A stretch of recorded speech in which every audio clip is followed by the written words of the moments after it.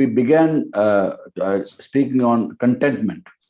पिछली बार हमने संतुष्टि के ऊपर वर्णन करना शुरू किया था based on Hebrews chapter 13 verse 5, इब्रानियों 13:5 के अनुसार, where the writer writes, जहाँ पे लेखक ऐसे लिखता है, keep your lives free from the love of money and be content with what you have, for God has said, never will I leave you, never will I forsake you.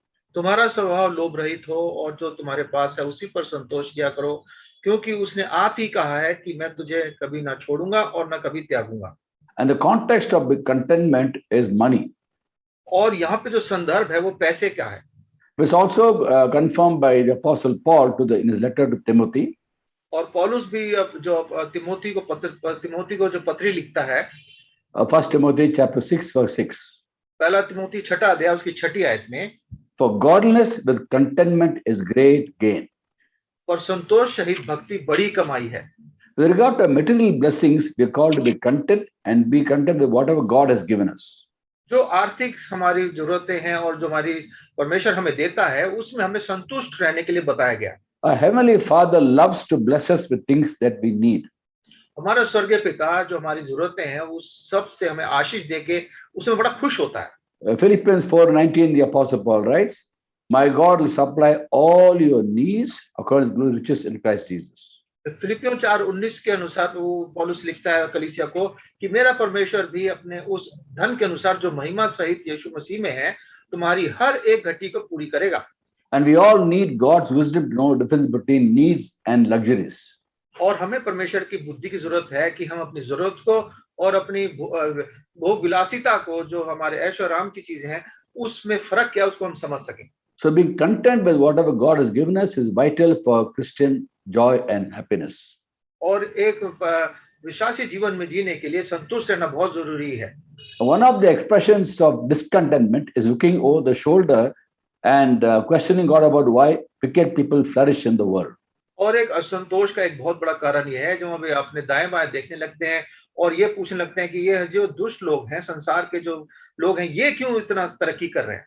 And by worrying about that, thinking about that, we lose our peace. Our mind gets oppressed. और इनके बारे में जब हम सोचते हैं तो हम चिंतित हो जाते हैं और हम निराश हो जाते हैं. Asaph had the problem, Habakkuk had the problem, even Jeremiah had the problem. Asaf को, जरमया को, हबक्कुक को, इन सब को इस चीज की परेशानी हुई. And we have the answer in the Bible. और इसके उत्तर भी हमें बाइबल में मिलते हैं. We have to focus on God's call in our lives. हमें परमेश्वर ने जो हम जिस बुलाहट से हमें बुलाया उस पे हमारा ध्यान केंद्रित होना चाहिए. So last week's message was on contentment with regard to money, with regard to financial resources. और पिछली बार हमने मनन किया था संतोष हमारी जो आर्थिक जो पैसे से संदर्भित बातें हैं उसके बारे में. But one question someone asked last week was, should we be content with our career growth and should we not aspire and be ambitious to come up in life? और एक किसी ने प्रश्न पूछा था पिछले हफ्ते कि क्या जो हमारे पास है, जो हमारी जो पद हमारे को पद मिले हुए हैं, क्या हम उसी में संतुष्ट रहें या हम महत्वाकांक्षा रखें कि हम और तरक्की करें. Should we not strive for excellence? क्या हम और परिश्रम ना करें कि हम और अच्छी और ऊंचे पद पे पहुंचे. Of course we have to strive for excellence. It's a calling for us. और इसमें कोई शक नहीं, हमारे लिए बुलाहट भी है कि हम और ऊंचा उठने की कोशिश करें. But the motivation for that is not self-glory but glorifying the Lord. पर उसका पीछे जो कारण है वो ये नहीं होना चाहिए कि हम अपनी महिमा के लिए करें, पर परमेश्वर की महिमा के लिए. In the Old Testament time, the Lord told the Israelites how when they enter the land of Canaan, they'll become prosperous when they obey the Lord. और जब इजरायली लोग कनान देश में प्रवेश कर रहे थे, परमेश्वर ने बोला कि किस तरीके से वो जब उस देश में जाएंगे, परमेश्वर के आगे मानेंगे तो बहुत आशीष पाएंगे. And God will add wealth to them. और परमेश्वर उनको बहुत धन संपत्ति उनके साथ जोड़ेगा. And the Lord told them and warned them, gave them a caution in the book of Deuteronomy chapter 8 verse 17-18. और व्यवस्था 8वां अध्याय 17-18वें आयत में परमेश्वर ने उनको एक चेतावनी भी दी. You may say to yourself, my power and the strength of my hand has produces wealth for me. तू कहीं ऐसा ना हो कि तू सोचने लगे कि यह संपत्ति मेरी ही सामर्थ्य और मेरे ही भुजबल से मुझे प्राप्त हुई है. But remember the Lord your God who gives the ability to produce wealth. परंतु तू अपने परमेश्वर यहोवा को स्मरण रखना क्योंकि वो ही तुझे संपत्ति प्राप्त करने की सामर्थ्य देता है.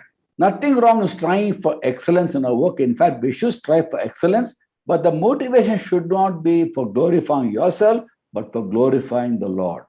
तो उन्नति करना और ऊंचे पद पे पहुंचना इस महत्वाकांक्षा के लिए इसमें कोई बुराई नहीं है, पर हमारा इसका पीछे कारण ये नहीं होना चाहिए कि हम अपनी महिमा के लिए करें, पर उसका कारण ये होना चाहिए कि हम प्रभु की महिमा के लिए करें. There's nothing wrong in ambition, but everything wrong with selfish ambition.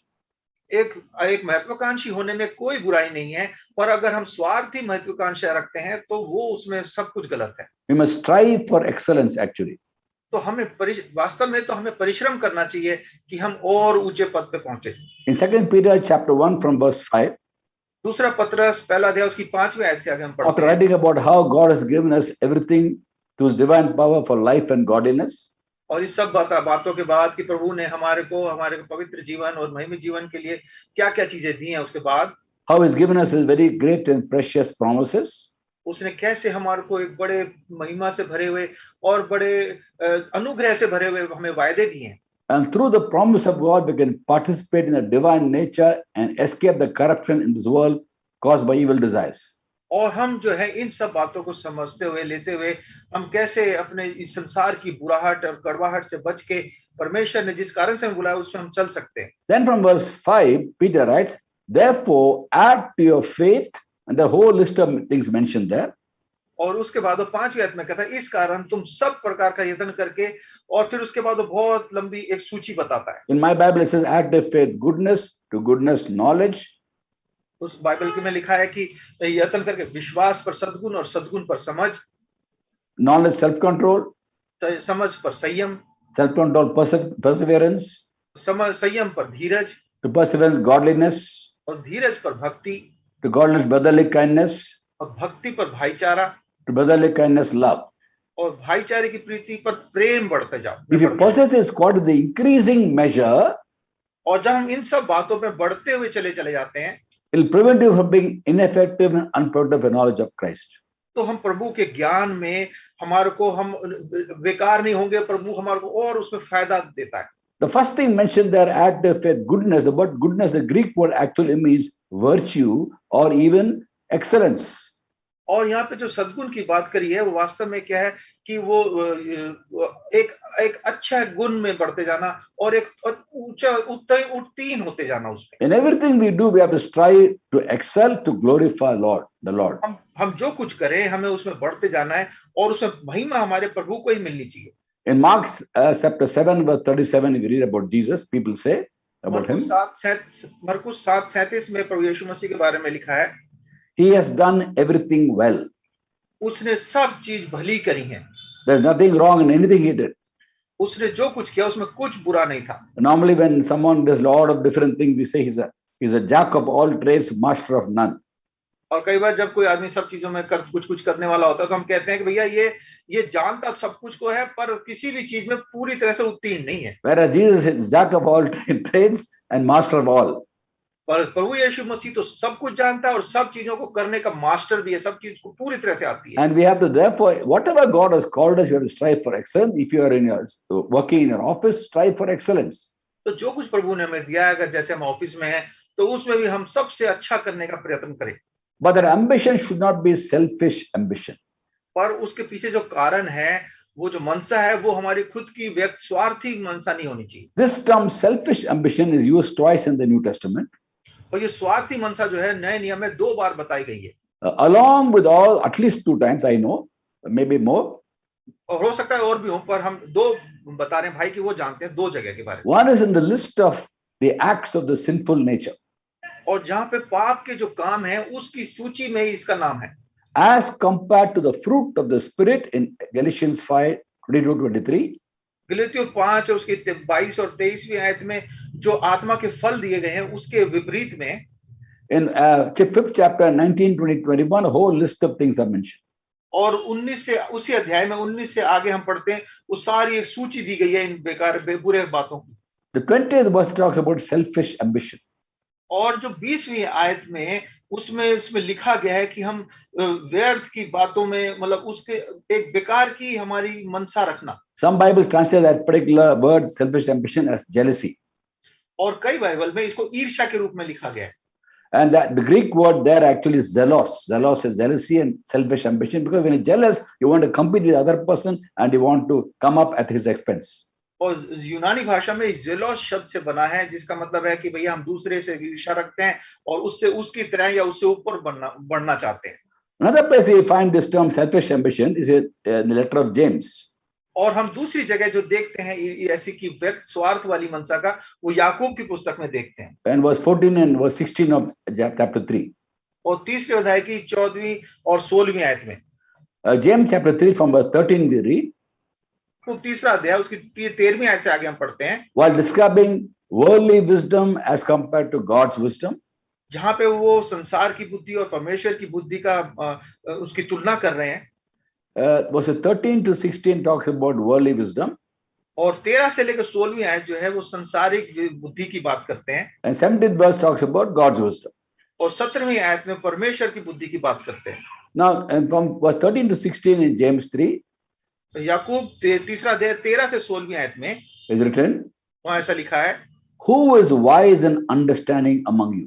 तुम में ज्ञानवान और समझदार कौन है?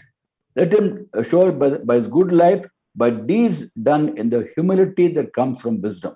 जो ऐसा ही जैसा हो वह अपने कामों को अच्छे चाल चलन से उस नम्रता सहित प्रकट करे जो ज्ञान से उत्पन्न होती है। But if you harbor bitter envy and selfish ambition, do not boast about it or deny the truth. पर यदि तुम अपने अपने मन में कड़वी ढाह विरोध रखते हो तो सत्य के विरोध में घमंड ना करना और ना ही झूठ बोलना। Such wisdom doesn't come from heaven. ये जो बुद्धि है ये स्वर्ग से नहीं आती, It's earthly, unspiritual of the devil. ये संसारिक है, शारीरिक है और शैतानी है। Where you have envy and selfish ambition, there's disorder and every evil practice. इसलिए जहां ढाह और विरोध होता है वहां बखेड़ा हर प्रकार का दुष्कर्म भी होता है। And we see that in the corporate world, where we compete with each other, and then there's envy and selfish ambition. You want to come up in a worldly wise way, but that kind of wisdom is demonic wisdom, James writes. और जो आजकल हम कंपनियों में देखते हैं कि कैसे जो काम कर्मचारी हैं वो एक दूसरे के ऊपर बढ़ के आगे बढ़ना चाहते हैं, और वो बस तो उसको यहाँ पे बताया गया है कि वो शारीरिक है और शैतानी ऐसी तरक्की है। And selfish ambition is trying to come up at the expense of pulling somebody down. और ये जो संसारिक और ये जो शारीरिक जो ऊपर बढ़ने की जो बात होती है, ये तब होती है जब हम किसी को नीचा दिखाएं। Unfortunately, it happens also in the body of Christ, where they compete for positions, try to pull the other person, come up in your own, in the eyes of people. और ये हमारी कलीसियाओं में भी हम देखते हैं ऐसा होता है कि हम एक दूसरे को नीचे गिराने की कोशिश करते हैं ताकि दूसरों की नजर में हम अच्छे दिखाई दें। And aspire to have a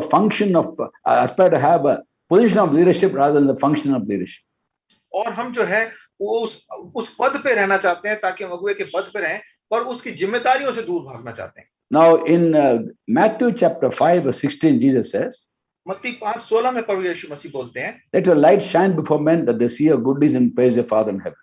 उसी प्रकार तुम्हारा उज्ज्वला मनुष्य के सामने चमके कि वे तुम्हारे भले कामों को देखकर तुम्हारे पिता जो स्वर्ग में है उसकी बड़ाई करें। We have to shine.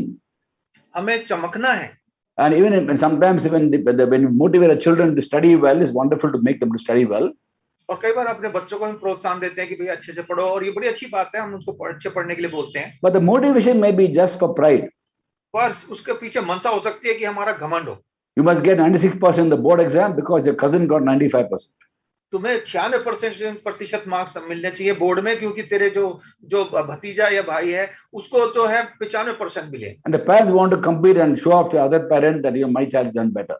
और माता पिता जो है दिखाना चाहते हैं कि तेरे बच्चे से मेरे बच्चे ने ज्यादा अच्छा किया। By all means strive for excellence to shine for Jesus. हमें हर तरीके से परिश्रम करना है, पर चमकना है प्रभु यीशु मसीह के लिए। In our profession, in our studies, in everything God has called us, we have to shine. That kind of ambition to glorify His name is absolutely scriptural.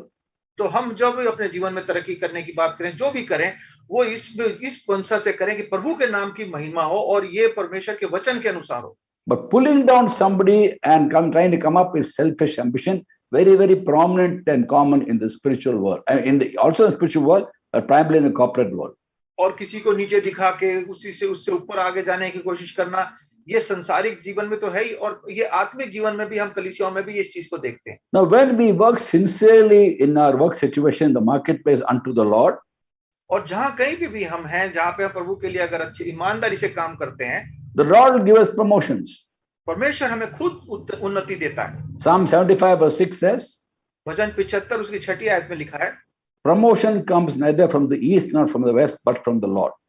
क्योंकि बढ़ती ना तो पूरब से ना पश्चिम से और ना जंगल की ओर से आती है, परमेश्वर से आती है। So ambition is good, but not selfish ambition.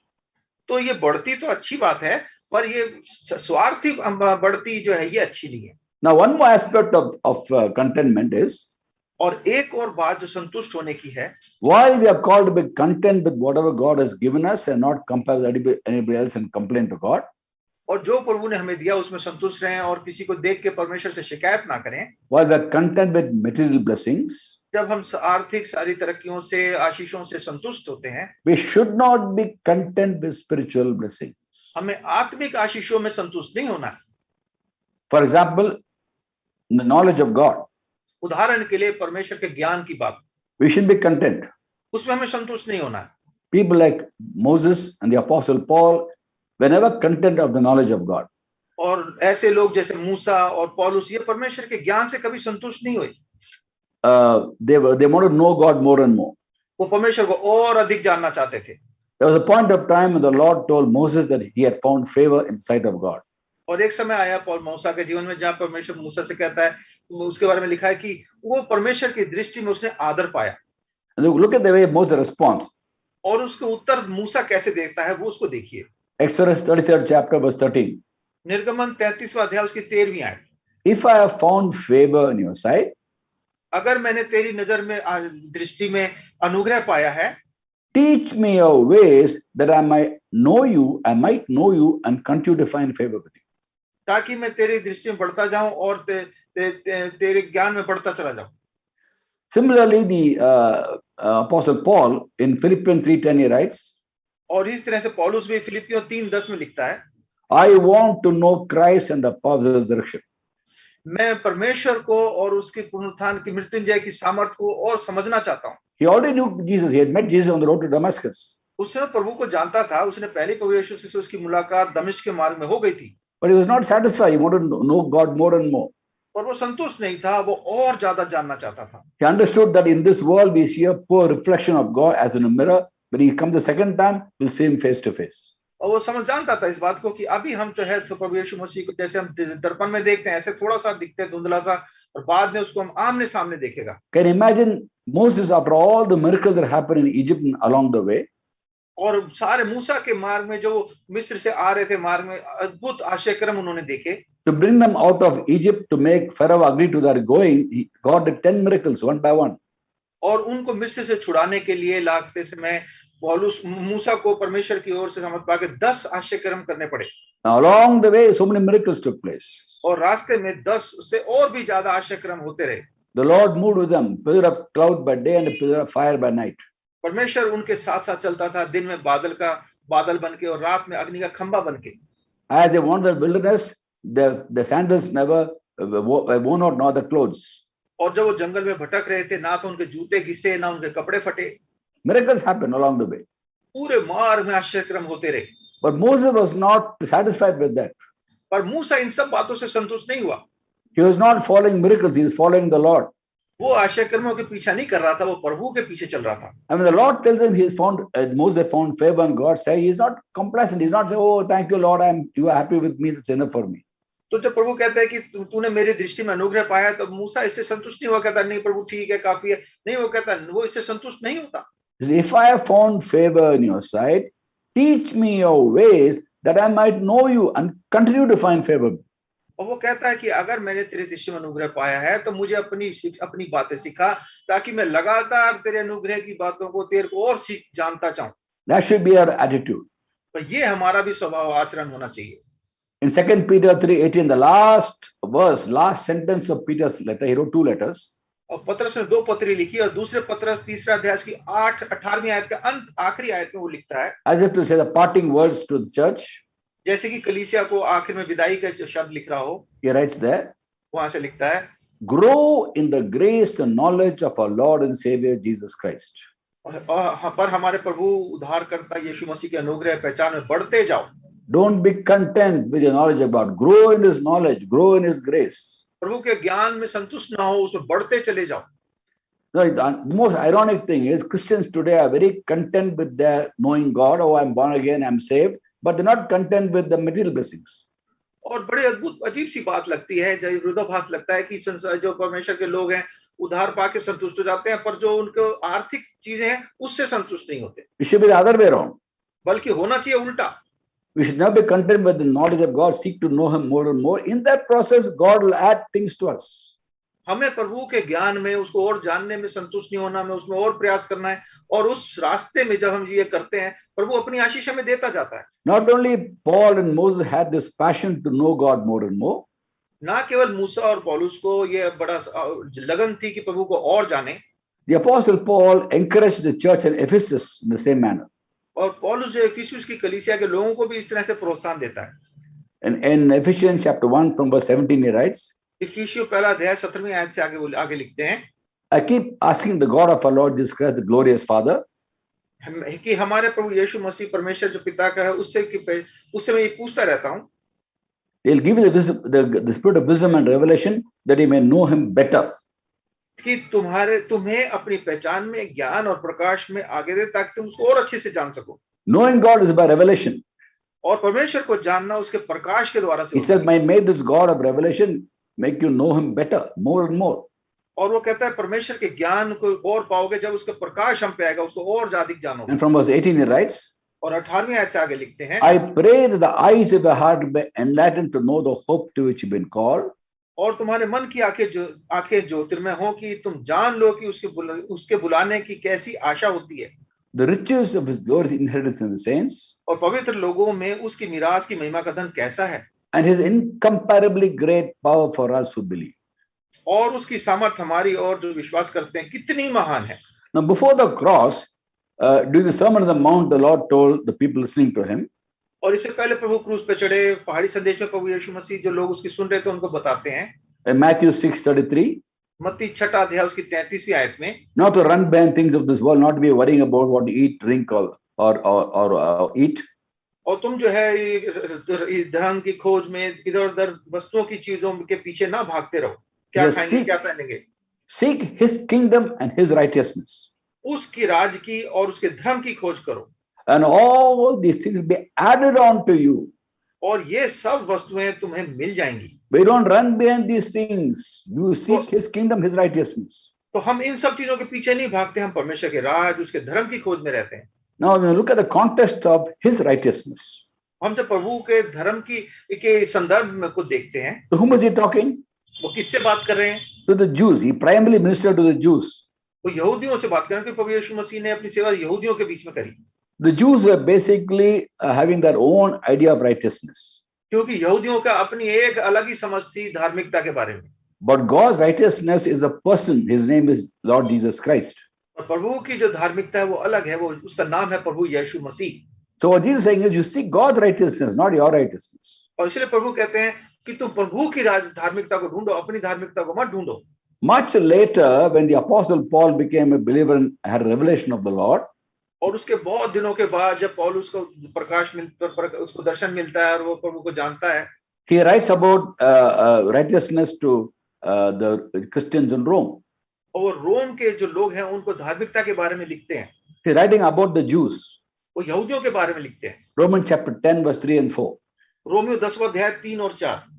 Since they did not know the righteousness that comes from God, क्योंकि वो परमेश्वर की धार्मिकता से अनजान होकर जो परमेश्वर and sought to establish their own righteousness, और वो परमेश्वर की धार्मिकता से अनजान होकर अपनी धार्मिकता के स्थापन का यत्न करके they didn't submit to God's righteousness. परमेश्वर की धार्मिकता के अधीन नहीं हुए।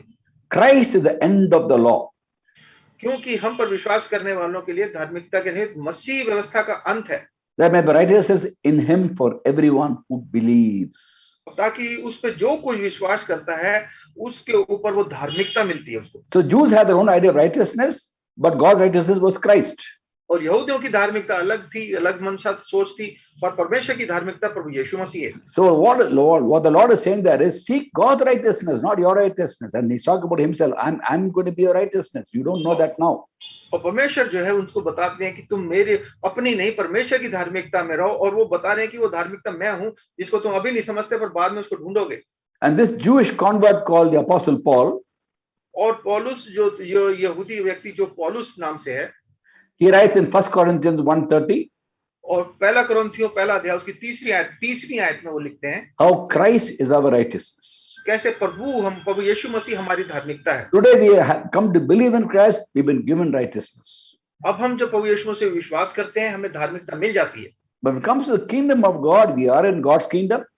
और जब हम परमेश्वर के राज में आते हैं कि जैसे हम अभी हम परमेश्वर के राज में हैं, There's no limit to God's kingdom. तो परमेश्वर के राज्य की कोई सीमा नहीं है। God's kingdom is today in this world is power. 1 Corinthians 4:20. और पहला कुरिन्थियों 4:20 के अनुसार इस संसार में परमेश्वर का राज्य उसकी सामर्थ है। God's kingdom today is righteousness, which is Christ, and peace and joy in the Holy Spirit. और प्रभु यीशु मसीह में हमारी जो परमेश्वर की धार्मिकता हमारी शांति प्रेम और आनंद है। Romans 14:17. रोमियो 14 अध्याय उसकी 17वीं आयत। And therefore, in those things we have to grow in that. We have to seek more and more. Don't be complacent. और इस चीजों में हमें संतुष्ट नहीं होना, हमें इसमें बढ़ते चले जाना है। Ask him more and more strength to please him, to walk in his ways. हमें परमेश्वर से सामर्थ मांगनी है कि प्रभु मुझे और सामर्थ दे, अपना ज्ञान दे ताकि मैं आपके मार्ग में चल सकूं। So many Christians are so content, complacent with spiritual blessings. और आज बहुत से मसीह ऐसे हैं वो अपने आत्मिक आशीषों के बारे में संतुष्ट हो जाते हैं और उसमें उनको और किसी और ज्यादा उनको खोजने की जरूरत भी नहीं महसूस होती। And these spiritual blessings are all things we must seek and want to grow more and more. और ये आत्मिक चीजें ऐसी हैं जिसको हमारे को ढूंढना है, इसमें और बढ़ते चले जाना है। Take a simple thing like faith. We live by faith. और जब विश्वास की बात देखें, जैसे हम विश्वास से ही जीवित रहते हैं, There's no limit to faith. इसकी कोई सीमा नहीं है। And we need faith to be able to walk with God and please him. और हमें बहुत विश्वास की जरूरत है कि परमेश्वर के साथ चलें, उसको प्रसन्न कर सकें। Without faith, it's impossible to please God, like Hebrews 11:6 says. इब्रानियों 11:6 के अनुसार क्योंकि बिना विश्वास के परमेश्वर को प्रसन्न करना अनहोना है। And therefore, while we are called to be content with all the material blessings that we want to have, और जब हमें बताया गया कि संसार की जितनी आशीष हमें उसमें संसारिक आशीषों में हमें संतुष्ट होना है, we should aspire for spiritual blessings हमें आत्मिक आशीषों की खोज में लगे रहना है, and also have the right motivation for those blessings. और हमारे पास सही मनसा होना चाहिए ताकि हम उन आशीषों को पा सकें। In James chapter 4:3, James writes, याकूब 4:3 में याकूब लिखते हैं, you ask and don't receive because you ask the wrong motives. और तुम मांगते तो हो पर पाते नहीं क्योंकि तुम बुरी इच्छा से मांगते हो। And while we ask God for spiritual blessings, all wonderful to ask for these blessings, but the motivation is very important. और ये सारी आशीषें हम जो परमेश्वर से मांगते हैं इसमें कोई बुराई नहीं है, पर हमें सही मनसा से मांगना है। When you ask him for spiritual blessings, is it to show off our spirituality or to serve him and glorify his name? तो जब हम परमेश्वर से आशीष मांगते हैं, क्या हम अपनी आत्मिकता को दिखावा करने के लिए मांगते हैं या प्रभु की बड़ाई करने के लिए, उसकी महिमा के लिए करना चाहते हैं? Whatever we ask of God, we must know why we're asking and have the right motivation to use it for God's glory. तो हम जो भी मांगते हैं परमेश्वर की महिमा के लिए, उसकी महिमा के लिए प्रयोग से काम के लिए प्रयोग करने के लिए करना चाहिए। For example, when Solomon asked God for wisdom, उदाहरण के लिए जब सुलेमान ने परमेश्वर से बुद्धि मांगी, he knew why he was asking. वो जानता था वो क्यों मांग रहा है। He told God, Lord, I want wisdom to govern your people. वो बोलता है कि प्रभु मुझे बुद्धि दे ताकि मैं तेरे लोगों के ऊपर न्याय कर सकूं। Now, what's wonderful for us to know is that God has blessed us in the spiritual realm with every spiritual blessing in Christ. और हम इस बात को हमें समझना चाहिए कि परमेश्वर ने इस आत्मिक चीजों में हर सारी आत्मिक आशीषों से हमें परिपूर्ण किया है। Ephesians 1:3 says, इफिसियों 1:3 में ऐसा लिखा है, Praise be to God and Father for Lord Jesus Christ, और हमारे प्रभु यीशु मसीह के परमेश्वर का पिता का धन्यवाद हो, who's blessed us in the heavenly realms with every spiritual blessing in Christ. कि उसने हमें मसीह में स्वर्गीय स्थानों में सब प्रकार की आशीष दी है। What are spiritual blessings? तो ये आत्मिक आशीषें क्या हैं? Knowing God more and more, परमेश्वर को और अधिक जानते जाना, increase of faith, विश्वास में बढ़ते चले जाना, manifesting more and more of the peace of God, परमेश्वर की शांति को अपने जीवन से प्रकट करना, overflowing joy of the Lord, परमेश्वर का आनंद, हमारे उमड़ता हुआ परमेश्वर का आनंद हो हमारे जीवन से, the power of the Lord, परमेश्वर की सामर्थ, the fruit of the Spirit, for example. आत्मा के फल उदाहरण के लिए, There are 9 qualities of that one fruit. और एक फल के 9 गुण दिखाए गए हैं। And when you say, Lord, I want to bear the fruit of my life, you must remember it's one fruit with 9 qualities. तो हम तो परमेश्वर से मांगते हैं, हमें इस बात को समझना है कि वो एक फल है जिसके 9 गुण हैं। It's the will of God that we bear the fruit. और परमेश्वर की इच्छा है ये कि हम वो फल को हमारे जीवन में फल दिखाई दे वाला, And all 9 aspects of that fruit और उस फल के 9 सारे गुण जो हैं वो भी दिखाई दे। is a spiritual blessing, their outflow of a life led by the Spirit. और ये हमारे आत्मिक फल है जो कि हमारे जीवन से बाहर उमड़ता है। And the 9 qualities are love, joy, peace. और जो 9 उसके गुण है वो प्रेम, आनंद और धीरज है। Love, joy, peace, Shanti. Love, हाँ, प्रेम, आनंद और शांति। love, joy, peace, patience, धीरज, kindness, कृपा, goodness, भलाई, faithfulness, विश्वास, gentleness, नम्रता and self-control. और संयम। Now, all these 9 God wants to manifest in our lives. और ये 9 गुण जो है परमेश्वर चाहता है हमारे जीवन से प्रकट होने चाहिए। We have to realize whenever you say, Lord, let the fruit be seen in my life, I want to bear the fruit, all 9 he is talking about here. तो जब हम परमेश्वर से बोले मुझे आत्मा के फल दे, तो ये हमारे जीवन में ये 9 के 9 फल दिखाई देने चाहिए, गुण दिखाई देने चाहिए। And that's primarily that we are witnesses for Christ. और उसकी मुख्य बात यह है कि हम इन कारणों से परमेश्वर के गवाह बनते हैं। It's not first to show off this fruit और ये नहीं कि हम इन फलों को दिखावा करना शुरू कर दें for the sake of selfish gain and selfish ambition to be known as a spiritual person. No. ये नहीं कि लोग हमारे इन गुणों को देख के जो हमारी तारीफ करें, बड़ा आत्मिक व्यक्ति है। It's for other people to know that we are God's people and for them to turn to Christ and be saved. ये दूसरे लोगों के लिए है ताकि वो देखें कि हम परमेश्वर के लोग हैं और वो भी परमेश्वर की ओर फिर जाएं। Let's not forget Jesus gave a simple test to people as to how to identify false people and true people of God. और परमेश्वर ने बड़ा साधारण से हमारे को एक चीज बताई जिसके कारण से हम पहचान कर सकते हैं कि ये आत्मिक व्यक्ति है कि संसारिक व्यक्ति है। You know them by the fruit.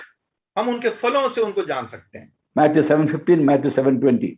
मत्ती 7:20 और 7:15 और Matthew 7:15 and Matthew 7:20, both places mention about the fruit. 7:15 और मत्ती 7:20 दोनों में ये बात बताई गई है। And this fruit God wants to show off to people that they will call upon Jesus' name and be saved.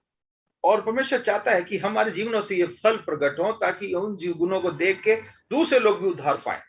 So that when you ask God for all the spiritual blessings and you have the right motivation, there's no reason why God will not answer our prayers. तो अगर हम सही मनसा से और सही परमेश्वर की महिमा के लिए इन गुणों को मांगेंगे और प्रार्थना करेंगे तो कोई कारण नहीं है कि परमेश्वर हमारी प्रार्थना को उत्तर ना दे।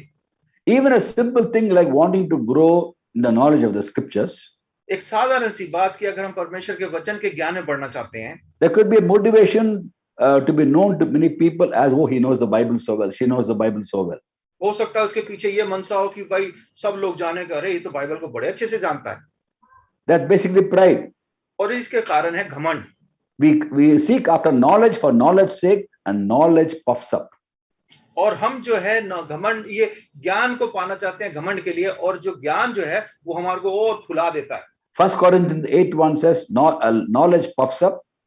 और पहला कुरिन्थियों 8वां अध्याय उसकी पहली आयत में लिखा है कि ज्ञान जो है हमें फुला देता है, but love builds up. और प्रेम हमारी उन्नति करता है। When you seek knowledge of the Bible for knowledge's sake, then we can become proud. तो जब हम परमेश्वर के ज्ञान, वचन के ज्ञान को अपने ज्ञान के लिए ढूंढते हैं तो ये हमारे को घमंडी बना देता है। But when we seek to know the Lord more and more through the word, और जब हम परमेश्वर को उसके वचन से और अधिक जानने की कोशिश करते हैं, and we grow in his knowledge, और हम उसके ज्ञान में बढ़ते चले जाते हैं, we manifest the love of God.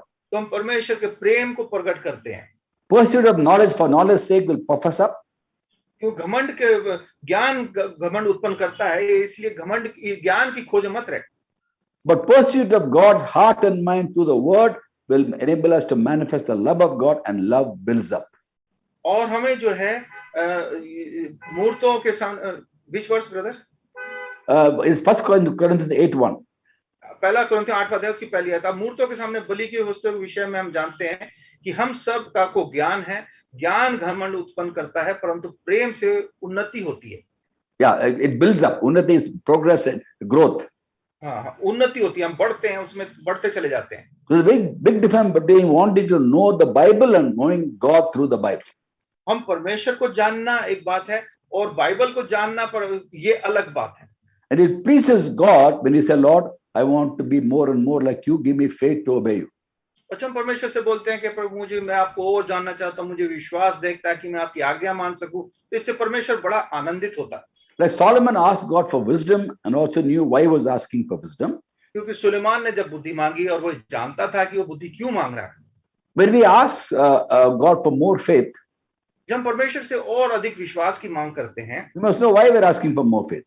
तो हमें जानना चाहिए कि हम क्यों विश्वास और अधिक विश्वास मांग रहे हैं। When the motivation is to please God more and more, then surely that prayer will be answered because God is pleased with the prayer for pleasing God. तो जब हम परमेश्वर से प्रार्थना करते हैं, प्रभु मैं आपको और अधिक जानूं, क्योंकि परमेश्वर उस प्रार्थना को उत्तर देता है, क्योंकि उससे परमेश्वर को और खुशी मिलती है। Now the reason why so many people are complacent with the knowledge of God but not satisfied with the money and the resources they have is because the eyes are on things of this world. और बहुत से लोग आर्थिक चीजों से तो संतुष्ट नहीं होते उन्नति से, पर परमेश्वर के ज्ञान से संतुष्ट हो जाते हैं, क्योंकि उनकी नजरें जो हैं इन संसार की चीजों पे लगी रहती हैं। And they think that godliness is a means to financial gain. और वो सोचते हैं कि अगर हम परमेश्वर के धार्मिकता में चलेंगे तो इसका हमारे को उसका उत्तर हमारे को धन संपत्ति से मिलेगा। Now if you look at 1 Timothy chapter 6 from verse 6, पहला तिमोथी 6 अध्याय उसकी 6 आयत से अगर आगे हम पढ़ें, I'll again go back to that passage from verse 6 and 7 onwards. और हम 6 आयत से आगे के भाग को देखते हैं, अगर Godliness with contentment is a great gain. और संतोष से भक्ति बड़ी कमाई है। For he brought nothing to the world, क्योंकि ना तो जगत में कुछ लाए हैं will take nothing out of it. और ना कुछ ले जा सकते हैं। If we have food and clothing, we'll be satisfied. और हमारे पास अगर खाने पीने का वस्तु है तो इसमें हमें संतोष करना चाहिए। People who want to get rich get into temptation and trap and to many foolish and harmful desires.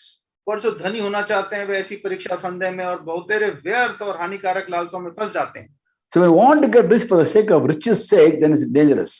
तो अगर हम सिर्फ ये सब चीजें जो है अपने फायदे के लिए ढूंढने की कोशिश करते हैं तो ये हमारे को नुकसान पहुंचाएगी। But the Lord does make some people rich in financial resources, no doubt about it.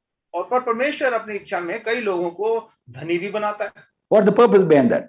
उसके पीछे क्या मकसद है? 2 Corinthians 9 chapter verse 11 explains. दूसरा कुरिन्थियों 9 अध्याय 11वीं आयत में वो इस चीज को समझाते हैं। You will be made rich in every way. ताकि तुम हर बात में उदारता के लिए धनवान हो जाओ। So you can be generous on every occasion. ताकि तुम हर बात में उदार हो जाओ, उदारता के लिए जो उसके द्वारा परमेश्वर को धन्यवाद करके धनवान किए जाओ। The purpose of God making us rich is for us to be generous and give away. परमेश्वर हमें धनवान इसलिए बनाता है कि हम उदार हो जाएं और उसको बांटें उस संपत्ति को। It's blessed more to give than to receive. और ये बहुत धन्य है कि हम दूसरों को दें, बल्कि पाने से ज्यादा देना भला है। And people are sometimes very tight-fisted when it comes to giving.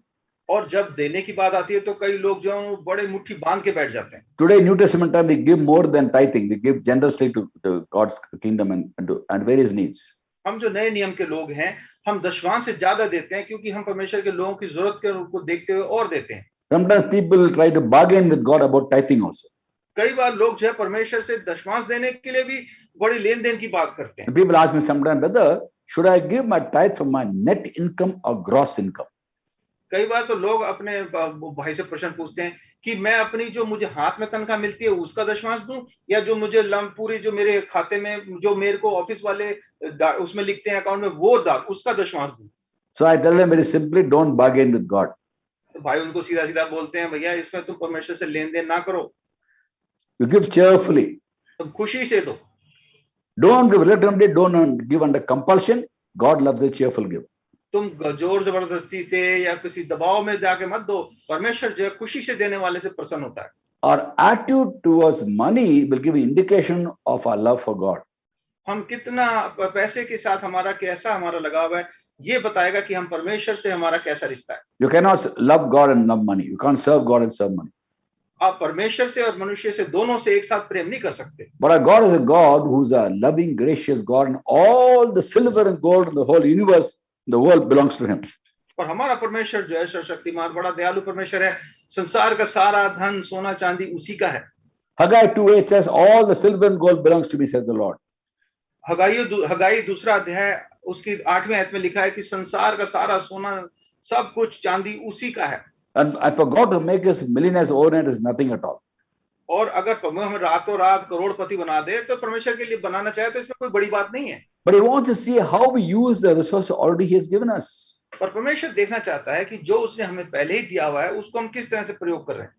If anyone loves the world, the love of the Father is not in him, John writes. यूहन्ना लिखता है कि अगर संसार से हम प्रेम रखते हैं तो परमेश्वर का प्रेम हमारे में नहीं है। So let's ask God for attitude of the heart. तो हम परमेश्वर से मांगे कि हमारे जीवन में, हमारे हृदय में ऐसा हमारा हृदय हो Where we are not content with spiritual blessings, जहाँ हम आत्मिक आशीषों से संतुष्ट ना हो, but are content with material blessings. और जो आर्थिक संपत्ति है उससे संतुष्ट हो जाए। When God adds more and more material blessings to us, क्योंकि जब परमेश्वर हमारे को और आर्थिक धन संपत्ति हमें देता है, let's ask God wisdom, how much to keep, how much to give away. तो हम परमेश्वर से बुद्धि मांगे, प्रभु मैं कितना रखूं, कितना दे दूं। The question is not how much of what I have should I give. ये नहीं कि जो मेरे पास कितना आ गया उससे मैं कितना दूं। The question is how much of what I have should I keep. पर प्रश्न ये होना चाहिए कि कितना मेरे पास है उसमें से मैं कितना रख लूं अपने पास। But and the beautiful thing about knowing God is the more we know God, the more realize how little we know God. और सबसे अद्भुत बात परमेश्वर को जानने की है कि जब जितना परमेश्वर को जानते हैं उससे हमें समझ आता है कि मैं कितना कम जानता हूं प्रभु के बारे में। May God give us the wisdom and the strength to live for Him and have this passion to know Him more and more and never be complacent and content with the knowledge of God. तो परमेश्वर हमारी सहायता करें कि हम परमेश्वर के ज्ञान बुद्धि की खोज में बढ़ते चले जाएं और खोजें और कभी भी संतुष्ट ना हो उसके ज्ञान से। God bless us.